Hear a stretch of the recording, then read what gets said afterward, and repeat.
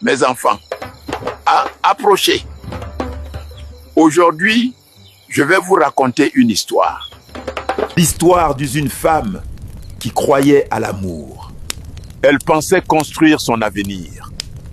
Mais parfois, ce que l'on construit devient notre épreuve. Voici l'histoire de Nadia, une femme qui croyait à l'amour.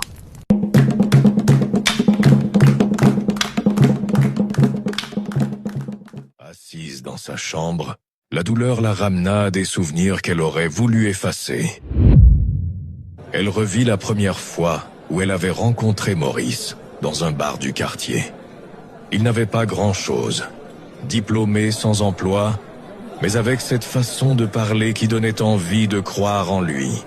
« Je veux réussir », lui avait-il dit. « Je refuse de finir comme ces hommes qui regardent les années passées dans la poussière. » Leur histoire commença ainsi. Au début, tout était doux. Ils marchaient côte à côte, comme deux rêveurs persuadés que l'avenir leur appartenait. Un jour, on aura notre propre boutique, disait Maurice. Des étagères bien garnies, et ton nom gravé sur la devanture. Et moi, j'aurai un vrai bureau, répondait-elle en riant. On voyagera, peut-être Dubaï, pourquoi pas? Nadia, elle, transforma ses rêves en sacrifices. Secrétaire dans un petit service, elle économisait chaque fin de mois. Pas de robe neuve. Pas de sortie dans les maquis branchés. Quand ses amis se moquaient gentiment, elle répondait « L'argent d'aujourd'hui construit demain ». Peu à peu, elle réunit une somme. Un soir, dans sa chambre, elle tendit une enveloppe à Maurice.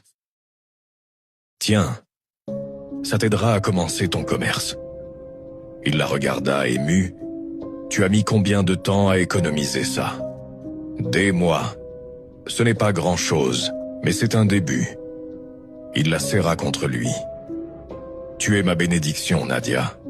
Avec toi, je peux aller au bout du monde. » Maurice lança son petit kiosque. Transfert de crédit, écouteurs bon marché, téléphone d'occasion. Nadia l'aidait après le travail. Fatiguée mais toujours présente. C'est notre rêve, Maurice. On doit se battre ensemble.